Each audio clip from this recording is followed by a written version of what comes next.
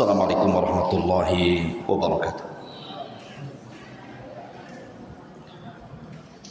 Alhamdulillah,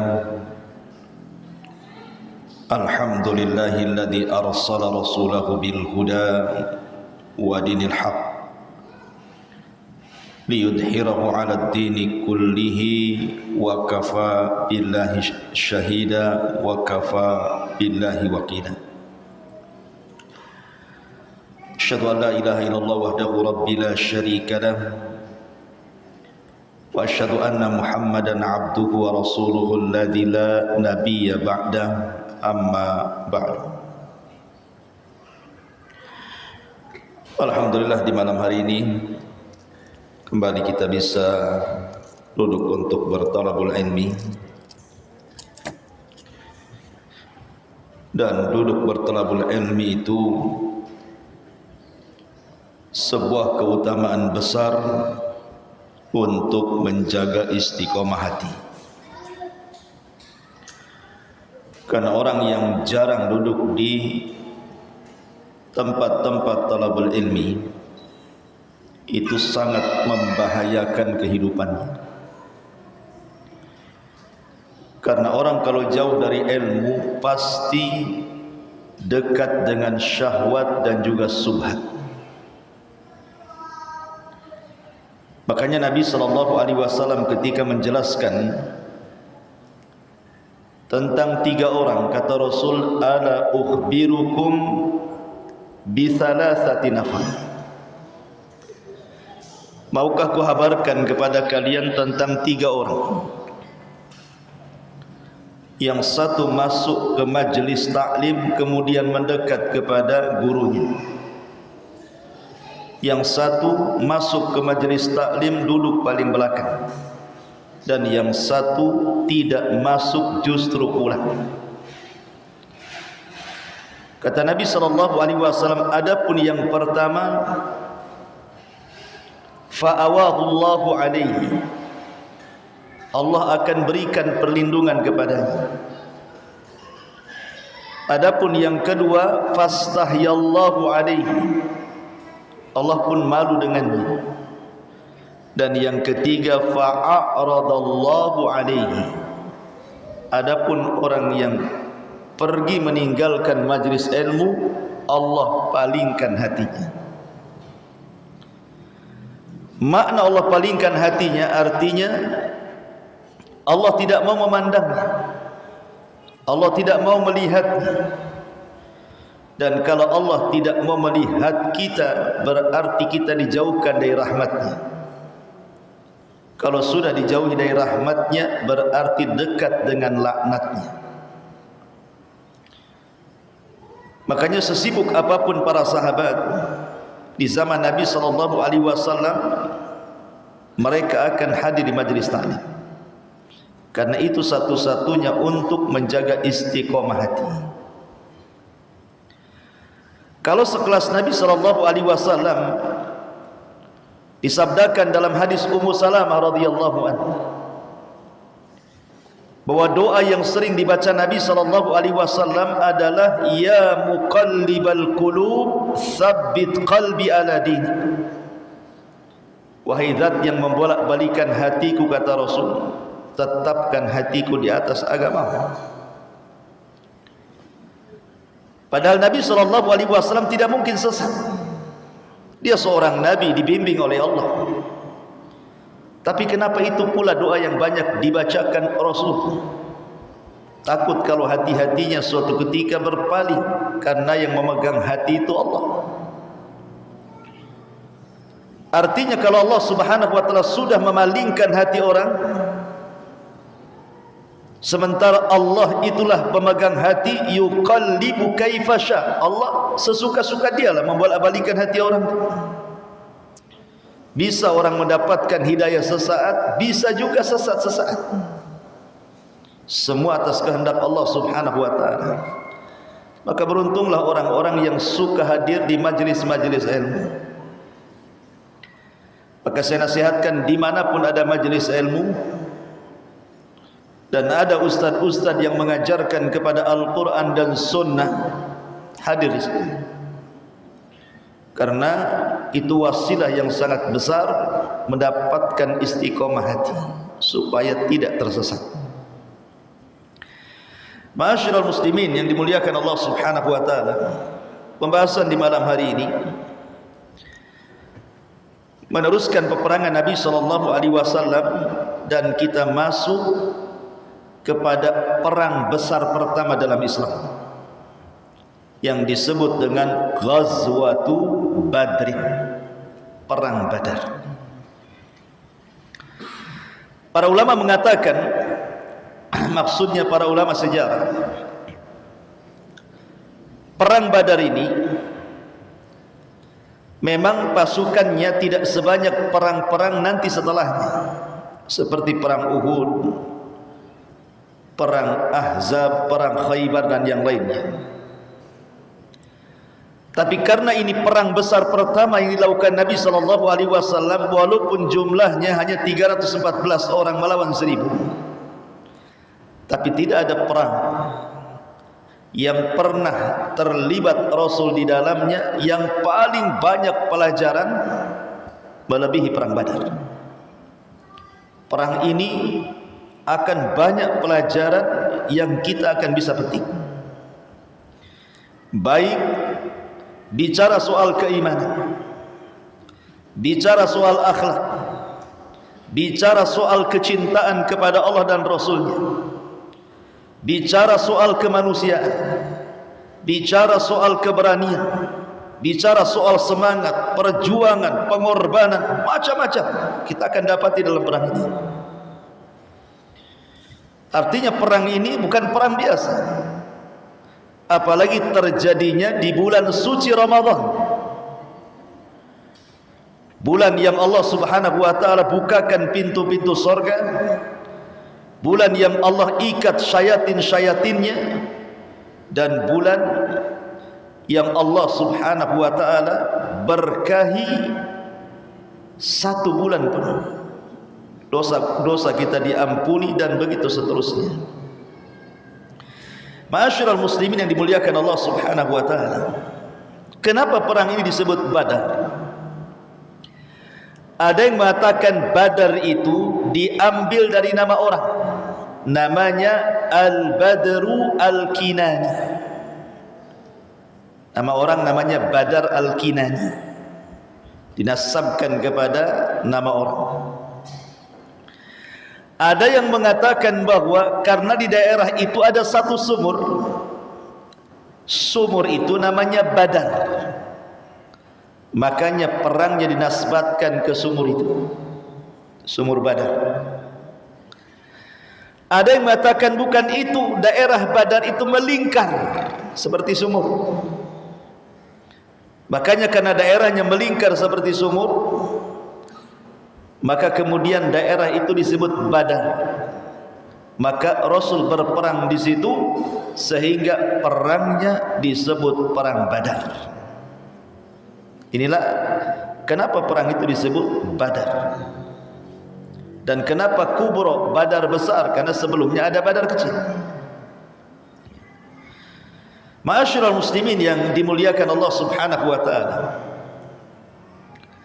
Allah Subhanahu wa taala berfirman di dalam surah Al-Imran 123, "Wa laqad nasarakumullahu bi Badrin wa antum adillah fattaqullaha la'allakum tashkurun."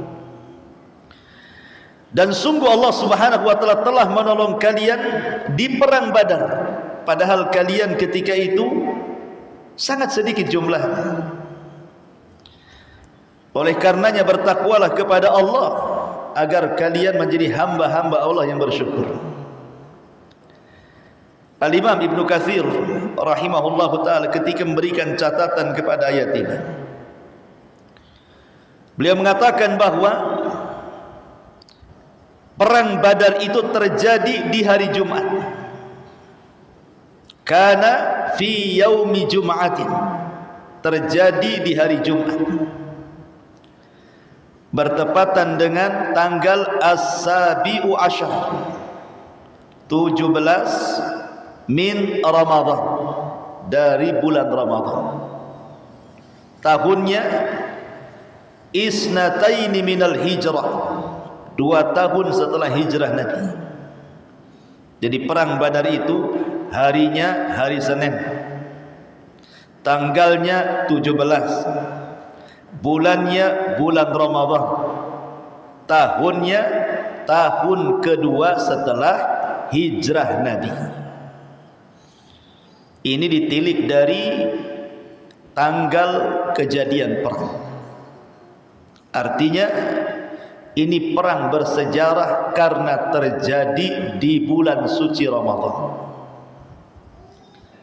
Sepanjang sejarah, peperangan yang dilakukan di bulan Ramadan dimenangkan Allah.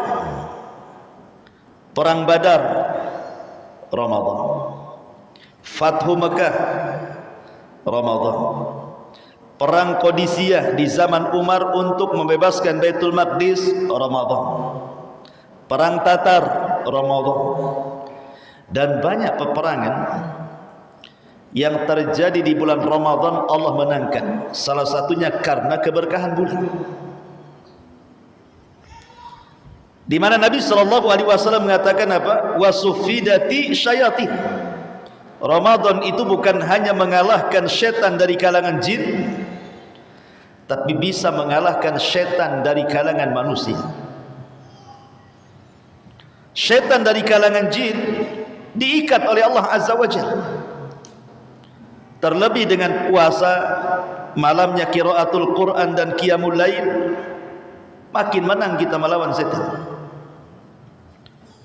Kemudian juga Allah menangkan dalam melawan musuh-musuhnya, karena Allah Subhanahu wa taala berkahi bulannya.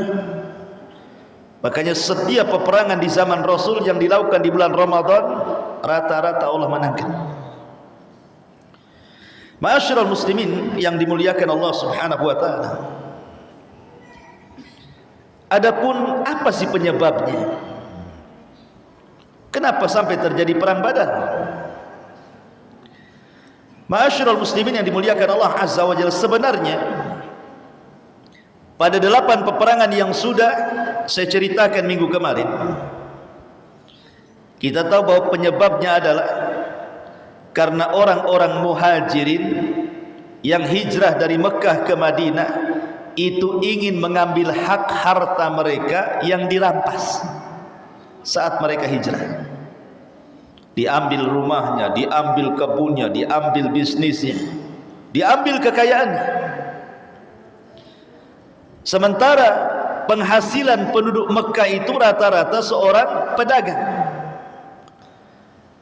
dan rute perjalanan dagang mereka kalau tidak ke Yaman, ke Syam, dua-duanya pasti melewati rute Madinah, mau tidak mau.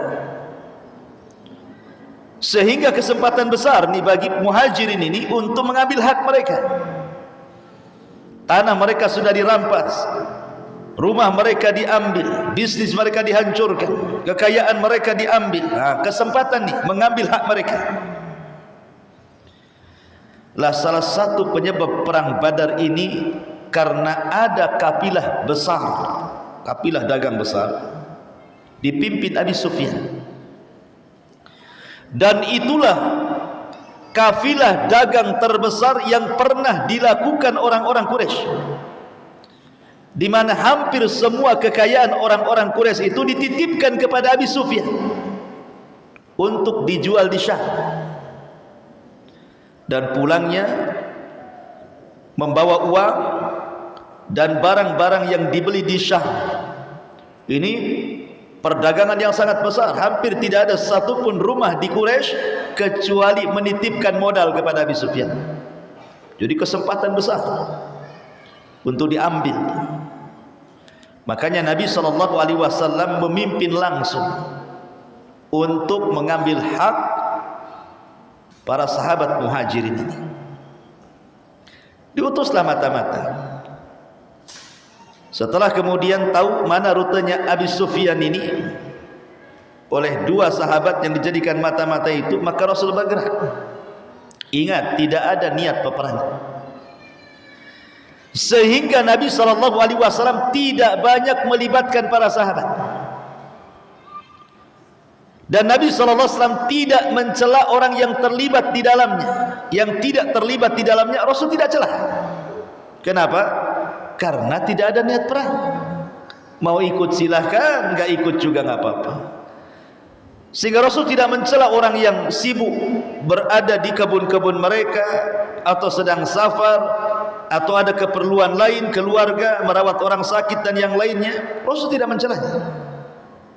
Sekali lagi, karena tujuannya bukan perang, ingin menghadang kafilah dagangnya Abi Sufyan, itu saja. Tapi Abi Sufyan ini cerdas. Ketika dia mendapatkan informasi dari mata-mata dia juga, ini semua main mata-mata ini. Akhirnya kemudian Abu Sufyan tahu nih bahwa ada pergerakan dari kota Madinah dipimpin oleh Rasul langsung dan orang-orang muhajirin yang akan menghadangnya. Makanya dia pun bermanuver. Bagaimana caranya orang-orang itu tidak merampas? Risiko besar. Ini dagangan hampir semua orang Quraisy ada di sini. Hartanya ini. Abu Sufyan harus mempertahankan itu. Maka kemudian Abi Sufyan pun mengutus seorang laki-laki namanya Dhamdham. Siapa? Dhamdham. Punya anak namanya Dhamdham. Jadi Dhamdham ini dibayar oleh Abi Sufyan dengan bayaran yang mahal karena dia penunggang kuda tercepat untuk menyampaikan pesan Abi Sufyan ke Mekah. Bilang sama Abu Jahal dan para pemimpin Quraisy, harta mereka terancam di sini. Bergerak, lindungi hartanya supaya tidak ada satu dinar pun diambil orang-orang muhajirin. Subhanallah, Dhamdham ini bergerak cepat. Sebelum saya cerita Dhamdham, ada satu kisah dari bibinya Nabi SAW namanya Atikah bintu Abdul Muttalib, bibi Nabi, saudari daripada Abbas dan Abu Talib. Atikah ini bermimpi. Dalam mimpinya aneh. Tiba-tiba dalam mimpinya itu dia melihat ada orang yang compang-camping entah berantah dari mana,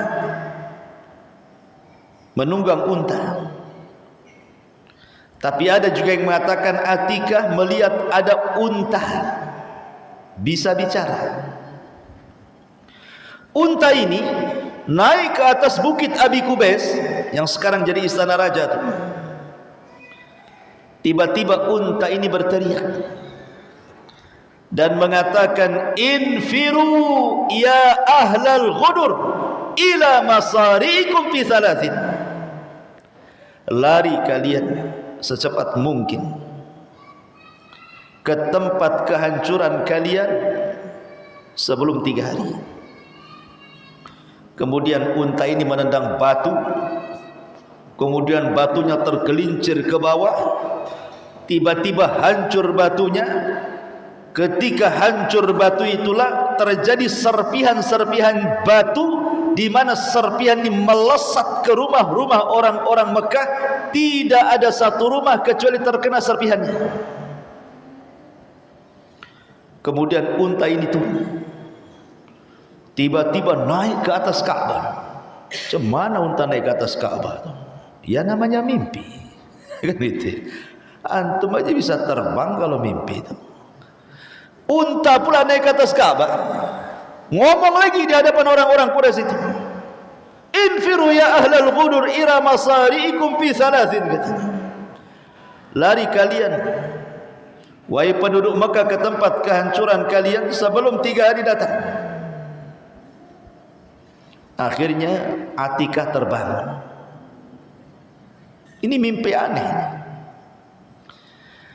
Kemudian dia datang ke rumah Abbas ibn Abdul Muttalib, saudaranya.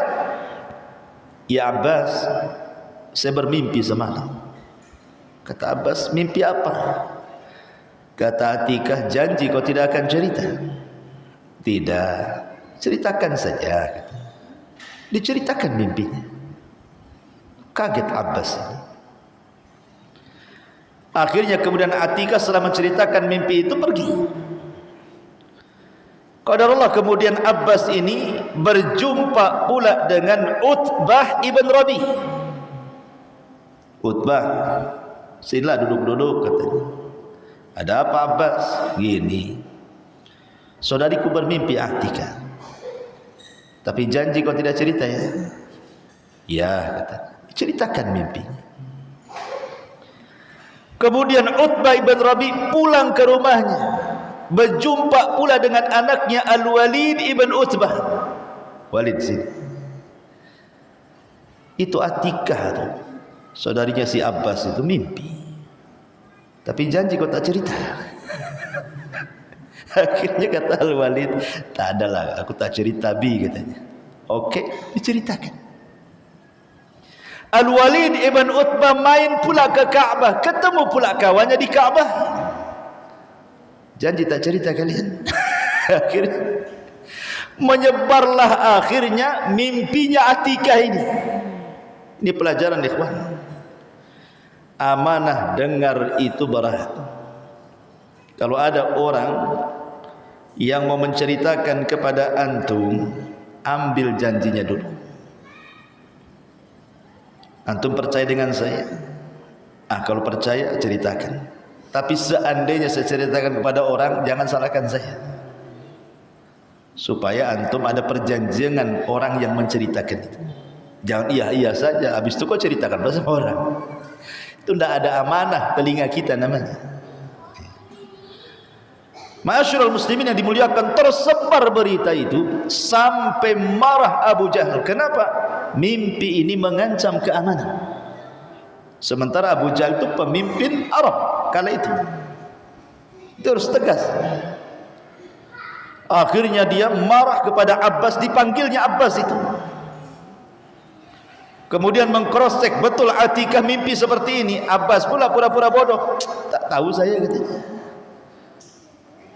Kemudian Abu Jahal mengancam, kalau seandainya mimpi saudarimu tidak terbukti wahai Abbas, saya akan buat surat, ku tempel di Ka'bah bahwa engkau pembohong.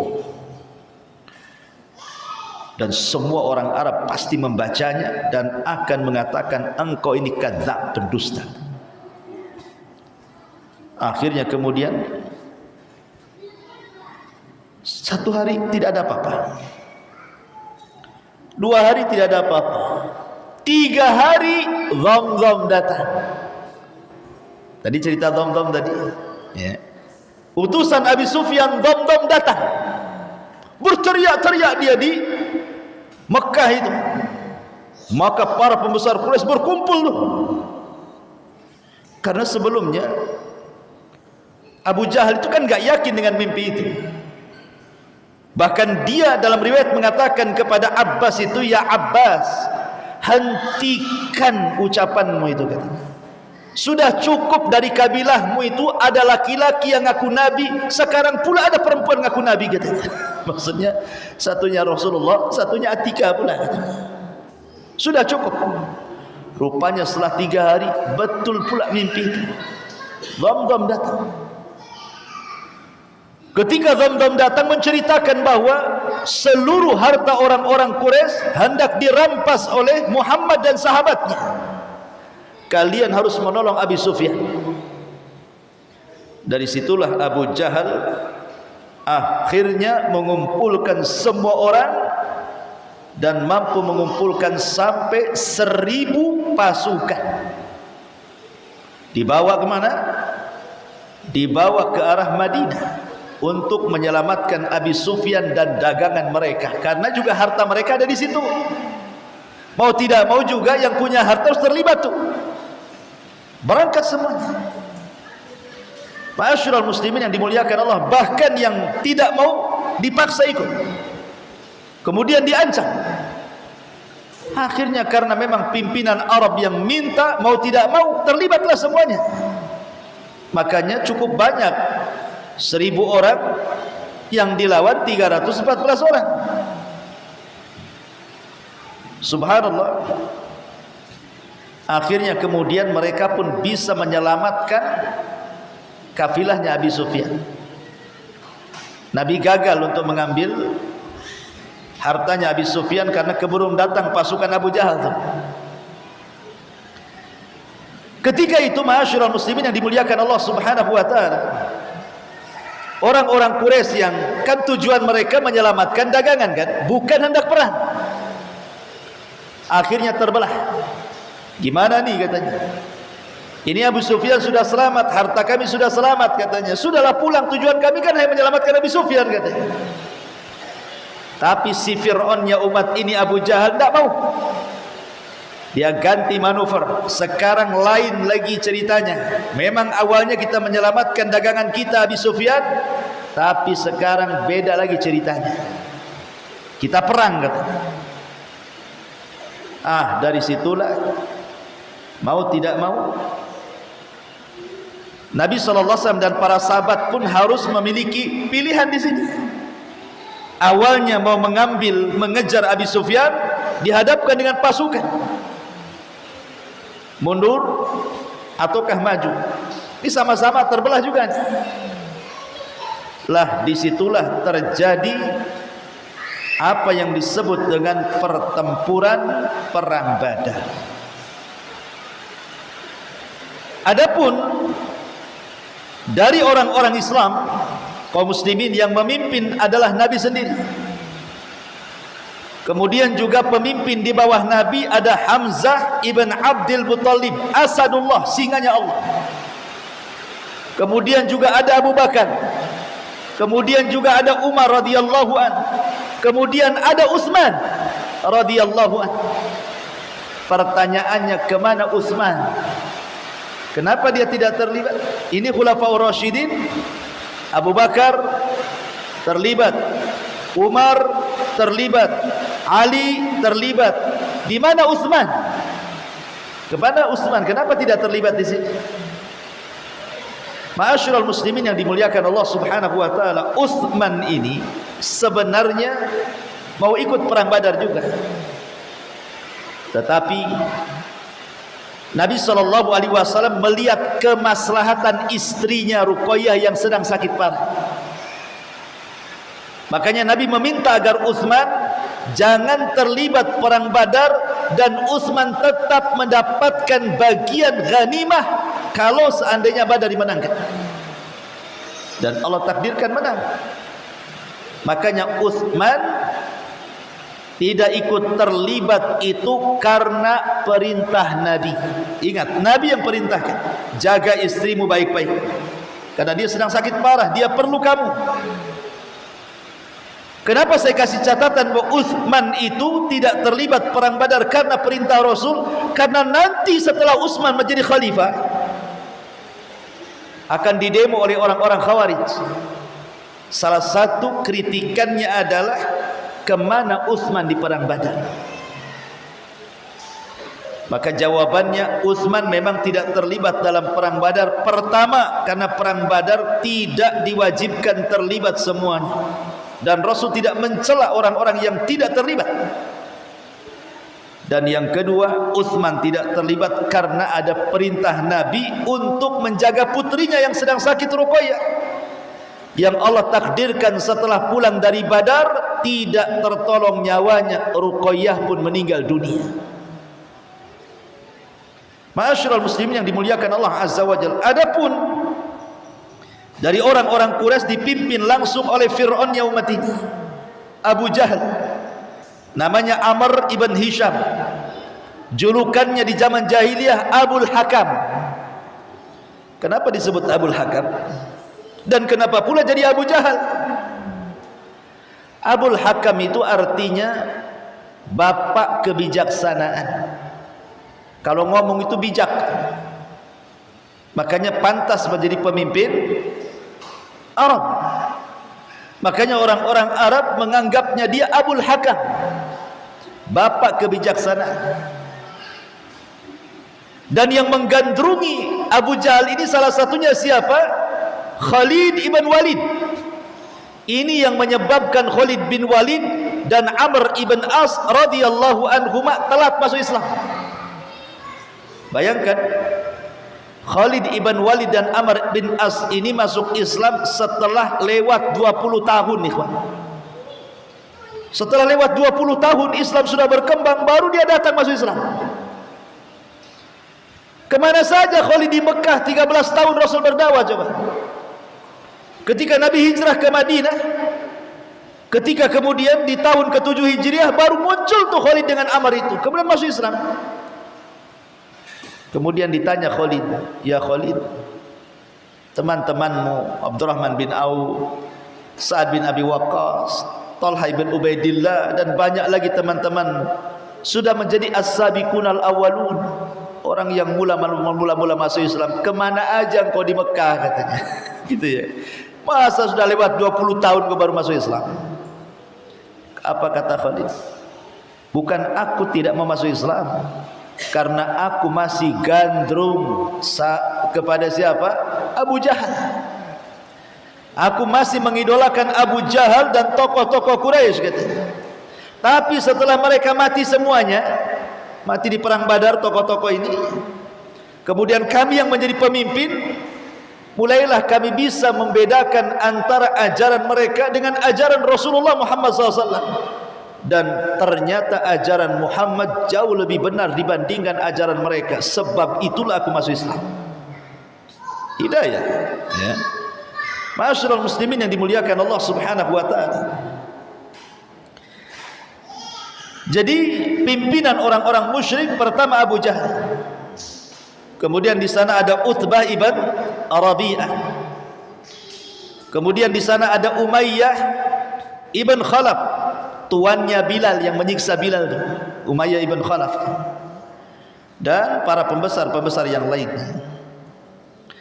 Adapun secara jumlah pasukan kaum muslimin ada yang mengatakan 340, ada yang mengatakan 313, ada yang mengatakan 314. Dan jumlah tentara Badar sama dengan jumlah tentara Talut ketika melawan Jalut, dengan 2 penunggang kuda. Kemudian tentara orang-orang musyrik jumlahnya 1000 dengan 200 penunggang kuda. Ingat, kuda itu sangat berperan dalam peperangan, ikhwan. Kuda itu sangat berperan sekali dalam peperangan. Makanya kuda itu kalau diibaratkan sekarang ini kayak tank-tank begitulah. Kayak tank gitu ya, kayak. Pokoknya dia kendaraan perang yang bisa membunuh orang dengan cepat. Makanya kenapa kuda itu dijadikan sumpah dalam Al-Quran, wal adiyati dhabha fal muriyati qadha fal mughirati subha fa atharna bihi naq'an fawasatna bihi jam'a. Sampai Allah jadikan sumpah kuda demi kuda-kuda perang yang terengah-engah mengeluarkan suaranya, yang menginjak batu kemudian mengeluarkan percikan api, yang masuk ke dalam pasukan kemudian mengobrak-abrik. Dan Rasul mengatakan di setiap ubun-ubun kuda perang terdapat keberkahan, karena satu-satunya binatang yang bisa untuk berperang itu hanya kuda. Dia bisa mundur, bisa maju, bisa ngepot, bisa macam-macam. Yang lain tidak bisa. Ma'asyiral muslimin yang dimuliakan, makanya kemudian secara jumlah dan peralatan orang-orang Quraisy menang. 200 penunggang kuda, pasukannya 1000. Kaum muslimin 2 orang penunggang kudanya. Pasukannya 340, ada yang mengatakan 313, ada yang mengatakan 314 kan itu. Tidak banding secara jumlah. Apalagi belum ada pengalaman perang. Sehingga wajar ada kekhawatiran-kekhawatiran dari Nabi SAW kalau peperangan ini dikalahkan, itu masalahnya. Manusiawi gitu ya. Ma'asyiral muslimin yang dimuliakan Allah Azza wa Jalla, sebelum saya akan ceritakan secara singkat mungkin ya, bagaimana terjadi peperangan Badar dan bagaimana dimenangkan, siapa saja para syuhadanya, dan siapa saja yang terbunuh dari musuhnya, siapa pula yang tertawan, dan begitu seterusnya. Kita akan mengambil beberapa pelajaran yang sangat penting sekali dari peperangan Badar ini. Ma'asyiral muslimin yang dimuliakan Allah Subhanahu wa taala, yang pertama, perang Badar ini mengajarkan kepada kita tentang keterlibatan anak-anak muda dalam Islam. Anak-anak muda dalam Islam, karena dalam perang Badar ini kebanyakan terlibat anak-anak muda. Ma'asyiral muslimin yang dimuliakan Allah Azza wa Jalla, ada seorang sahabat namanya Rafi ibn Khadij dan Samurah ibn Jundab. Rafi ibn Khadij seorang pemanah handal, dan juga Samurah ibn Jundab. Dia datang kepada Nabi SAW melamar untuk ikut terlibat dalam Badar, tapi Rasul menolak kedua-duanya. Bukan Rafi ibn Khadij saja atau Samurah bin Jundab, ada 15 anak muda ditolak oleh Nabi. Kenapa? Karena usianya belum cukup baligh, belum 15 tahun, rata-rata 14 tahun atau kurang dari 14 tahun. Maka Rasul tidak mau melibatkan anak-anak dalam peperangan, walaupun mereka ahli panah, ahli gulat, dan begitu seterusnya.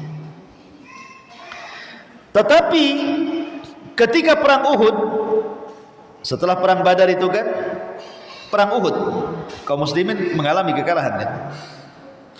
Rafi bin Khadij ini datang kepada Rasul karena sudah usianya masuk kan gitu. Minta untuk dilibatkan dalam perang karena dia jago panah. Akhirnya dites oleh Rasul, masuk dia. Samurah ibn Jundub, dia cemburu, masa si Rafi masuk aku tak masuk, katanya. Nggak terima dia. Kemudian dia mengatakan, ya Rasul, kalau kau suruh aku gulat dengan dia, aku bisa tumbangkan dia. Kenapa kau terima dia, kau tolak aku pula, katanya. Kata Rasul, gulatlah kalian. Karena gulat di zaman itu adalah olahraga. Gulatlah siapa? Rafi ibn Khadij dengan Samurah ibn Jundab.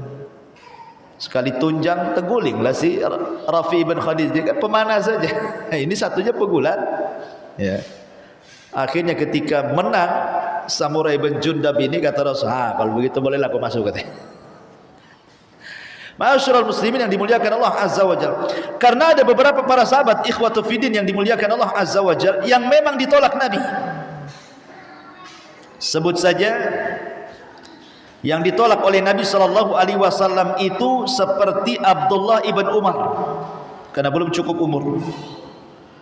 Abdullah ibn Umar tidak dilibatkan, tidak boleh. Padahal dia anak daripada Umar bin Khattab kan itu, tetap tidak boleh sebab tidak cukup umur. Kemudian juga selain daripada Abdullah ibn Umar radhiyallahu an, di sana juga ada sahabat Nabi SAW yang masih kecil. Di antaranya siapa namanya? Lupa. Pokoknya ada sekitar 15 orang. Salah satunya Abdullah ibn Umar, kemudian Abu Sa'id Al-Khudri, Abu Sa'id Al-Khudri radhiyallahu anhu, dan beberapa para sahabat Muhajirin dan Ansar ditolak oleh Nabi.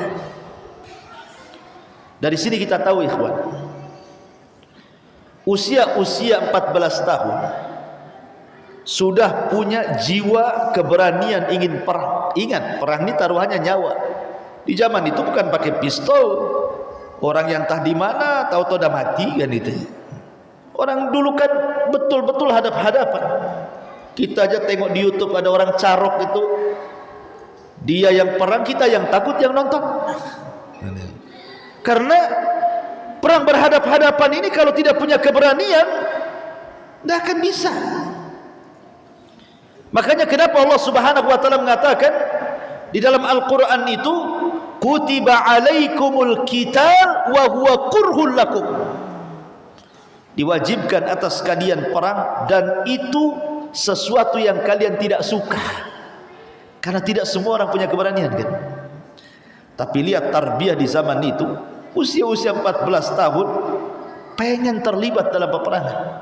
Berarti di sini ada dua tarbiyah. Satu tarbiyah dari bapaknya, ya, dan satu lagi tarbiyah dari Nabi SAW. Sehingga tertanam kemudian semangat anak-anak yang belum balik pun ingin terlibat. Tapi tetap Nabi SAW rahim.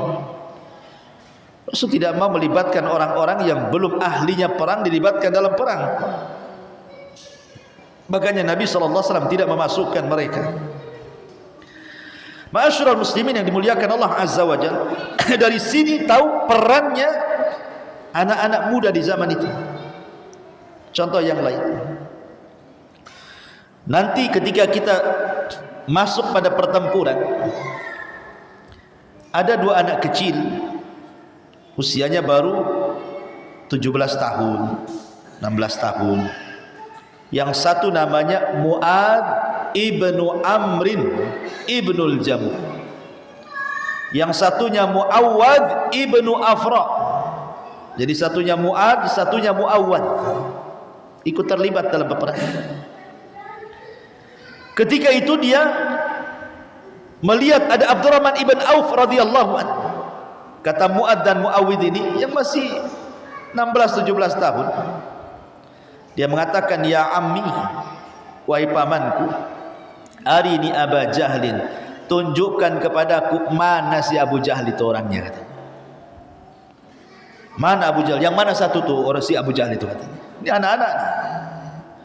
Kata Abdurrahman bin Auf, ya ibna akhi, fama tasna bihi, wahai anak pamanku, apa yang kau akan lakukan dengan Abu Jahal?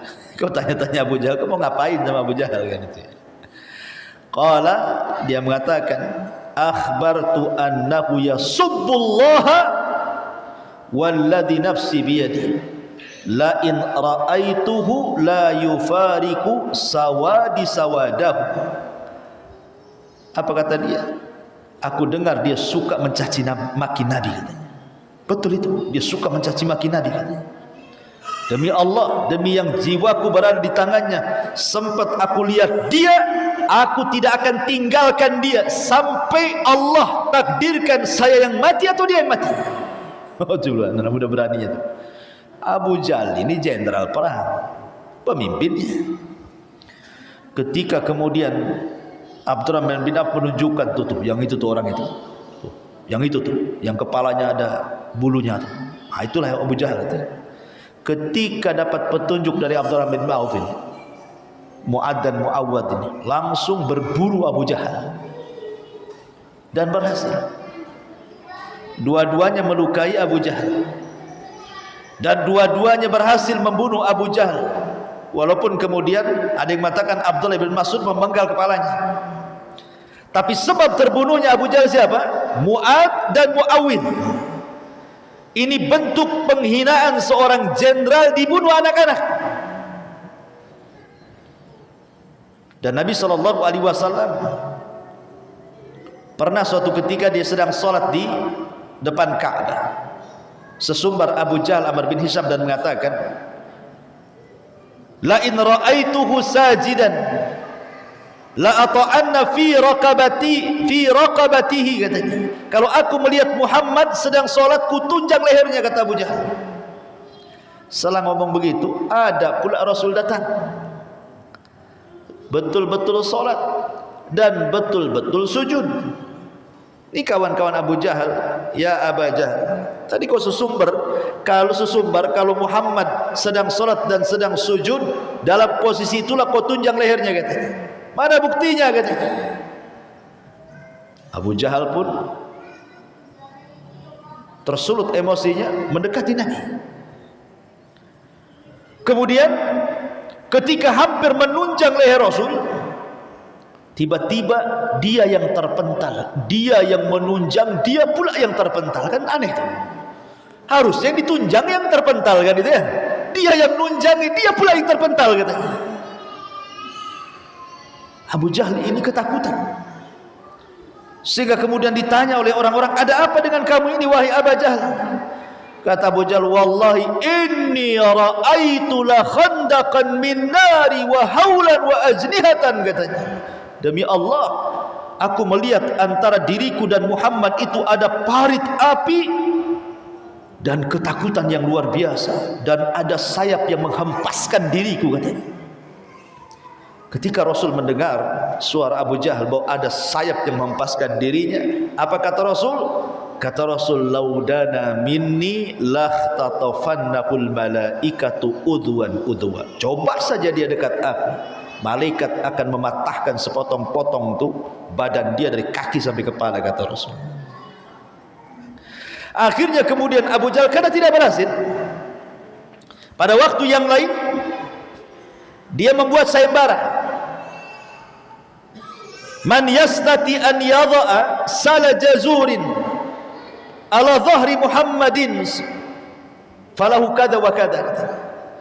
Siapa yang bisa meletakkan sala jazur, kotoran unta yang baru disembelih itu kan, kalau antum yang beli kambing kemudian didedel perutnya kan keluar tuh jeroannya, ususnya, tempat kotorannya, itu disebut sala jazur. Kotoran unta, usus-ususnya masih berdarah tuh. Siapa yang bisa meletakkan itu usus dan kotoran unta di pundak Muhammad dan dia sedang sholat, maka dia akan dapat ini dan itu. Rupanya ada kesempatan pada orang yang paling jahat, namanya Uqbah bin Abi Mu'aid. Uqbah ibn Abi Mu'aid namanya. Utbah bin Abi Mu'aid ini orang yang paling memusuhi Nabi. Padahal sebenarnya Utbah bin Abi Mu'aid ini dulunya pecinta Nabi, pegandrung Nabi, karena dia seorang pujangga. Dia suka dengan Quran yang dibacakan Rasul, karena disangkanya syair. Sampai suka dengan Nabi itu, hanya suka kalau Rasul baca Quran saja, disangkanya syair, karena syair itu bagi mereka itu sudah kebanggaan. Tiba-tiba datang Quran yang tatanan bahasanya itu di atas syair, suka dia dengar. Akhirnya jatuh cinta kepada Nabi, tapi tidak mau masuk Islam, karena dia kawan CS-nya Umayyah bin Khalaf. Itulah gara-gara perkawanan orang-orang itu terkadang susah untuk melepas dari kesesatan. Tapi karena dia kadang senang dengan Rasulullah, pengenlah diajak makan di rumahnya. Diajak makan, tapi Rasul masuk tak mau makan pula. Bagi orang Arab, pantang tamu itu tak makan, berarti ada masalah dengan makanannya, karena itu bentuk penghormatan masalahnya. Tanyalah Utbah bin Abi Mu'aid, ya Muhammad, ala ta'kul, kenapa kau tak makan? Kata Rasul, tidak mungkin aku makan dari masakannya orang musyrik. Kalau ingin ku makan makananmu, bersyahadatlah, pasti ku makan semua. Akhirnya awalnya berat, tapi karena ingin menghormati Nabi, biar makan, bukan untuk masuk Islam, biar menghormati saja, biar dia makan. Dia tidak tahu konsekuensi syahadat itu berarti benar masuk Islam kan? Bersyahadat pula dia, asyhadu an la ilaha illallah wa asyhadu anna Muhammadar Rasulullah. Rasul makan akhirnya. Rupanya syahadatnya terdengar kepada kawannya Umayyah ibn Khalaf. Datang Umayyah ini dan mengatakan, apakah engkau telah tertimpa soba? Soba itu orang yang berpindah dari satu agama ke agama yang disebut soba namanya. Tidak, kami masih menyembah agama yang disembah nenek moyang, kata Uqbah bin Abi Mu'aid. Tidak, aku mendengar kau sudah masuk agama Muhammad. Tidak, katanya. Kemudian kata Utbah gini, kalau kau tidak percaya, apa yang harus aku lakukan biar aku tetap menjadi gengmu gitu, satu geng dengan kamu? Kata Umayyah, kalau memang pengakuanmu benar, engkau tidak ikut agama Muhammad, hinakan dia, hinakan Muhammad. Jadi ketika Abu Jahal ini menawarkan siapa yang meletakkan salah jazur, Disinilah kesempatan Utbah bin Abi Mu'aid untuk menghinakan Rasul sebagai penguat bahwa dia masih konco-konconya dengan Muawiyah, Umayyah bin Khalaf, kita maksudnya. Betul, Nabi sedang sujud, dicari, dapat pula tu kotoran unta tu, diletakkan di punggung Nabi. Nabi tidak bergeming dari sujudnya. Kotoran kemana-mana, darah kemana-mana, sampai datang Fatimah yang masih kecil, Fatimah bintu Rasulullah. Melihat ayahnya dihinakan, dibersihkanlah kotoran itu dari pundak Rasul sampai bersih betul, bahwa Rasul kemudian bangkit dari sujudnya, kemudian menyelesaikan solatnya, diperpendek. Kemudian setelah solat, Fatimah mengatakan, ya abi ud'u ila haula, wahai bapak, tolong doakan keburukan kepada mereka. Akhirnya Rasul ikut sarannya Fatimah. Dia pun melaknat orang yang menghinakan yang ada di situ. Allahumma la'an li Abi Jahlin, Allahumma la'an li Umayyah, Allahumma la'an li Uqbah bin Abi Mu'aid, Allahumma la'an li fulan fulan fulan fulan. Kata para ulama, semua yang dilaknat Rasul gara-gara menghina Rasul dengan kotoran unta itu, semua mati di perang Badar. Semua yang terlibat dalam laknat ini, Abu Jahal, Umayyah, Utbah bin Abi Mu'aid, semua yang dilaknat tidak kecuali mati di perang Badar dan dihinakan. Bahkan Utbah bin Abi Mu'aid yang menghinakan Rasul tertangkap jadi tawanan, kemudian dia digantung di tiang saliban. Wa huwa awwal man suliba fil Islam. Dialah orang yang pertama kali disalib dalam Islam. Ada kurang ngajar itu, menghina Nabi. Ya. Ma'asyiral muslimin yang dimuliakan, adapun Abu Jahal dihinakan dengan cara apa? Dibunuh oleh Mu'ad dan Muawid, anak kecil, seorang jenderal perang, dihinakan. Dan itu bentuk keberanian para sahabat, luar biasa. Ma'asyiral muslimin yang dimuliakan Allah Subhanahu wa taala. Kemudian juga di antara keberanian yang lainnya adalah disebutkan oleh Anas ibn Malik radhiyallahu anhu. Anas ibn Malik radhiyallahu anhu, kata Anas bin Malik radhiyallahu anhu, Nabi sallallahu alaihi wasallam ketika bermusyawarah untuk menghadang kafilah Abi Sufyan,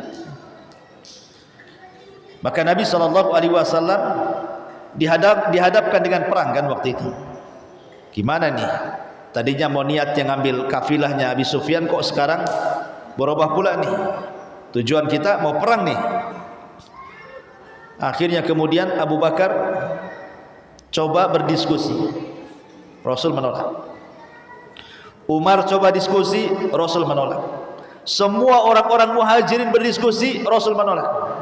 Dia tidak mau muhajirin, karena muhajirin sudah jelas, mereka orang-orang yang sudah tertempa dengan hijrah saja sudah menunjukkan pengorbanan mereka kepada Islam kan. Maunya Rasul itu datanglah orang Ansor, itu maksudnya. Tiba-tiba kemudian datanglah Sa'd bin Ubadah. Sa'd bin Ubadah pemimpin Khazraj, kabilah yang paling besar, kalau Aus kan kecil.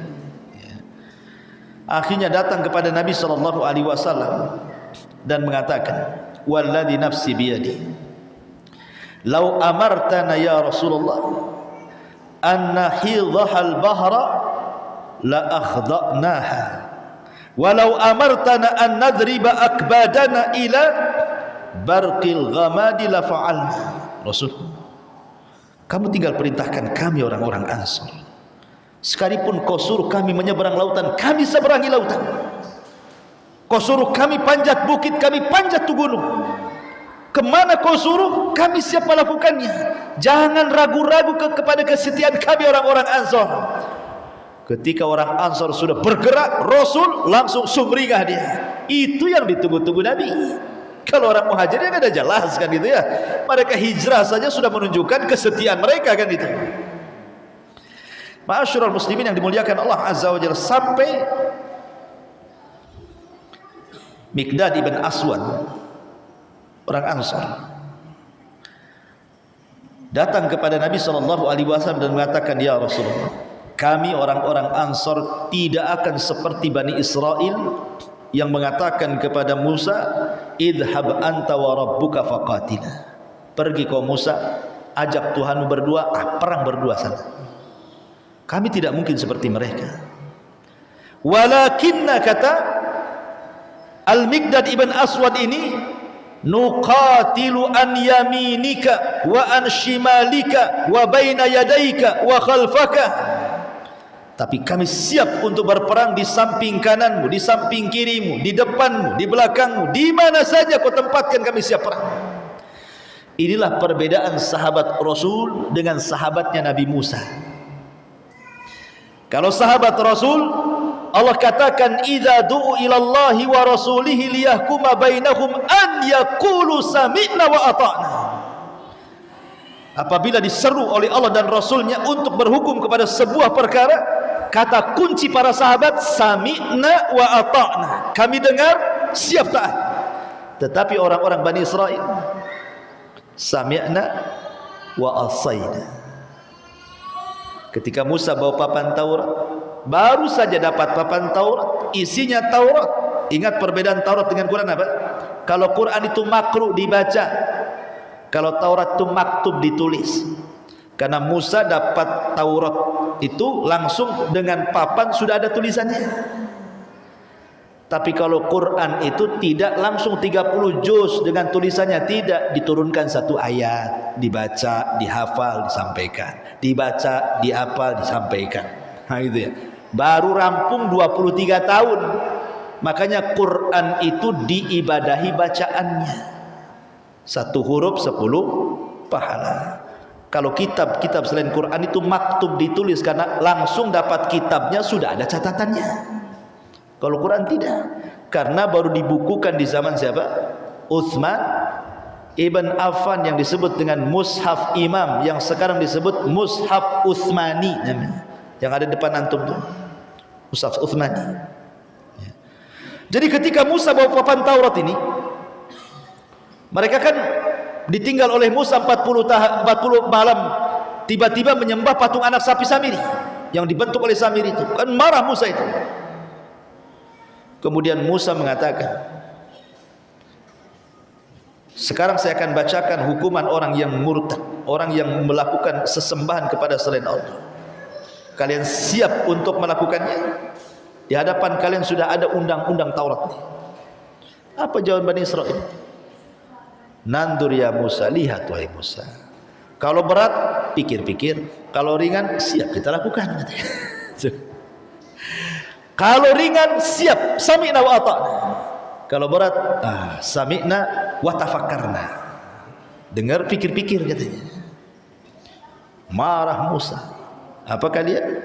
Kalau ringan diamalkan, kalau berat kalian pikir-pikir. Musa berdoa, bukit Tur diangkat, wa rafa'na fawqahumut tur, wa rafa'na fawqahumut tur.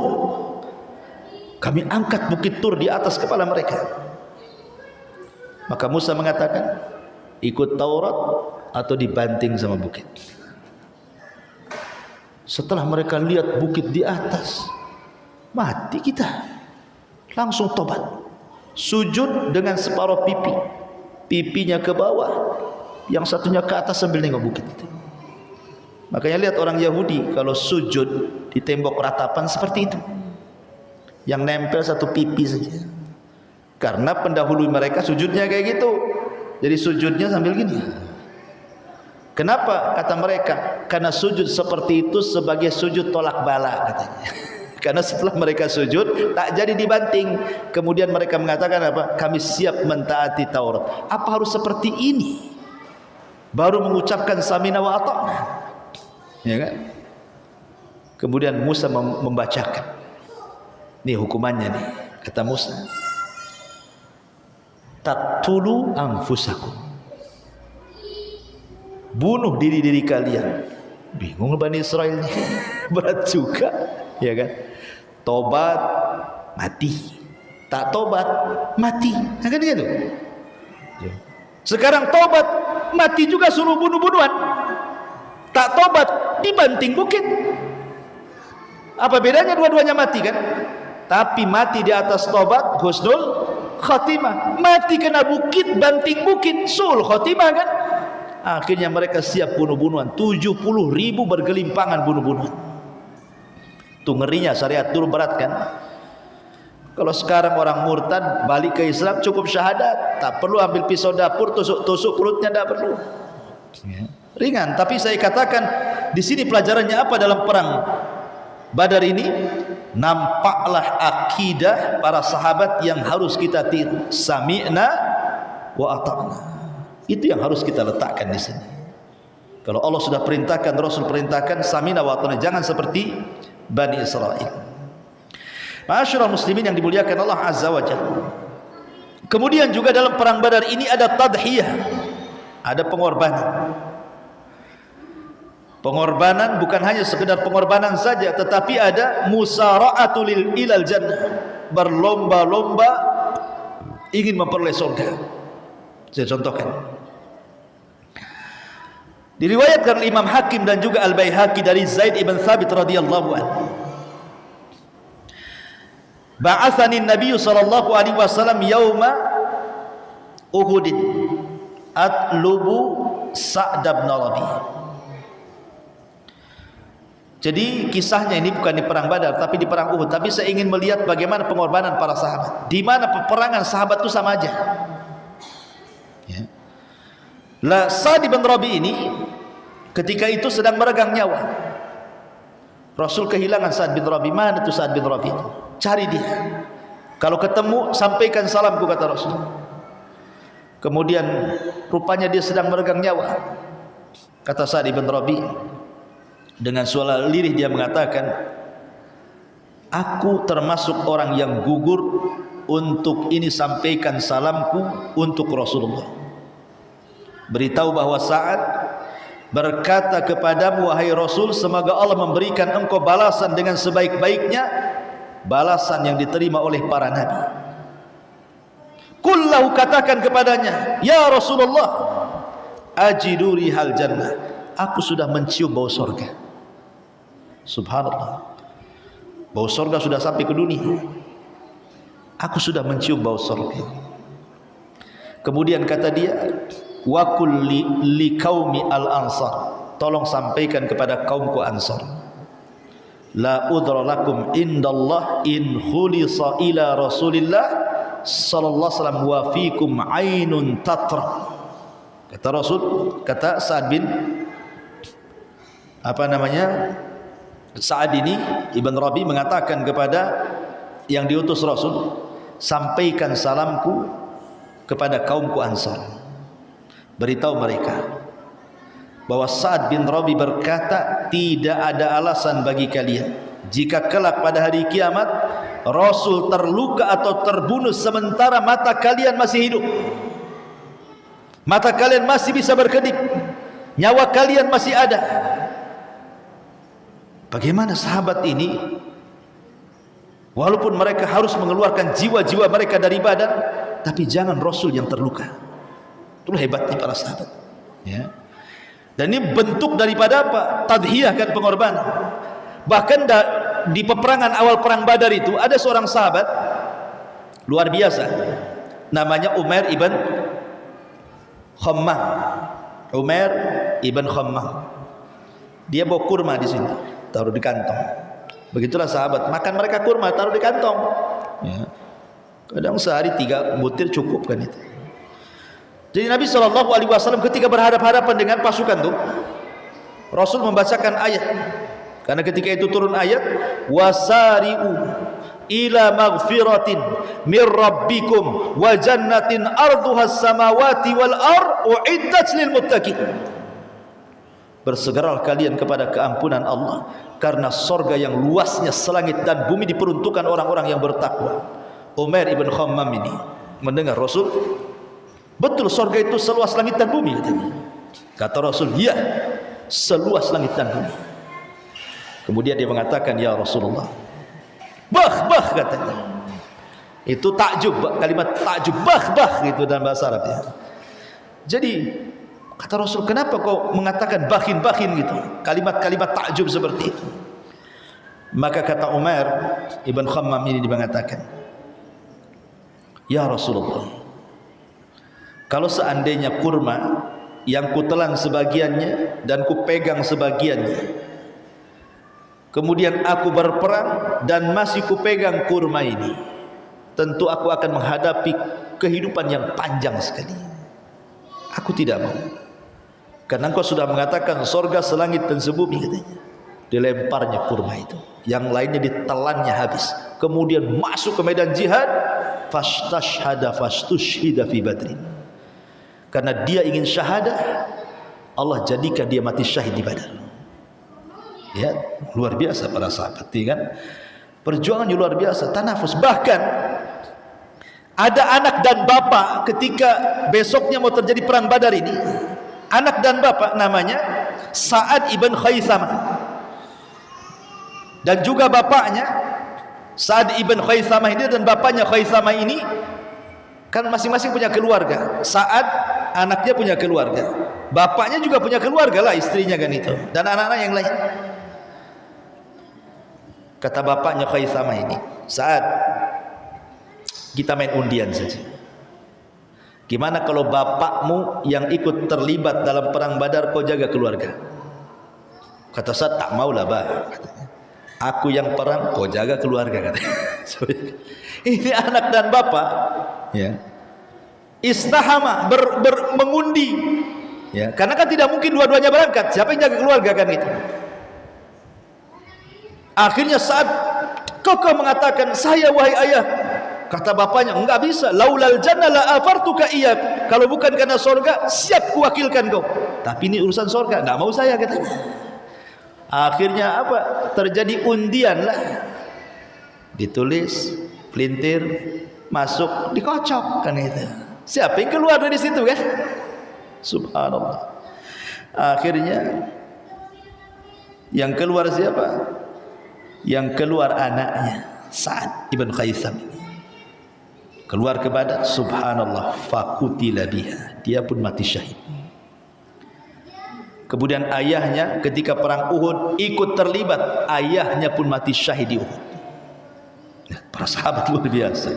Keberaniannya seperti apalah mereka ini. Ajaib, orang-orang yang luar biasa. Ma'asyiral muslimin yang dimuliakan Allah Azza wa Jalla, tentu akan banyak faedah-faedah yang kita akan petik nanti. Tidak mungkin kita, belum ini masuk cerita, ini kan muqaddimah nih. Ini muqaddimahnya sepanjang ini, ceritanya lebih panjang kan begitu ya. Dan saya nggak yakin antum sanggup. Dari sini aja sudah ngangguk-ngangguk tuh kan. Kalau sudah ngangguk-ngangguk itu nggak sanggup. Nah, makanya saya lihat karena ketidaksanggupan antum ya kita selesaikan sampai di sini kan. Gitu ya. Insyaallah kita lanjutkan di minggu depan. Mudah-mudahan ada manfaatnya. Kita tutup dengan kafaratul majlis. Subhanakallahumma bihamdika asyhadu an la ilaha illa anta astaghfiruka wa atubu ilaik. Wallahu ta'ala alam. Assalamualaikum warahmatullahi wabarakatuh.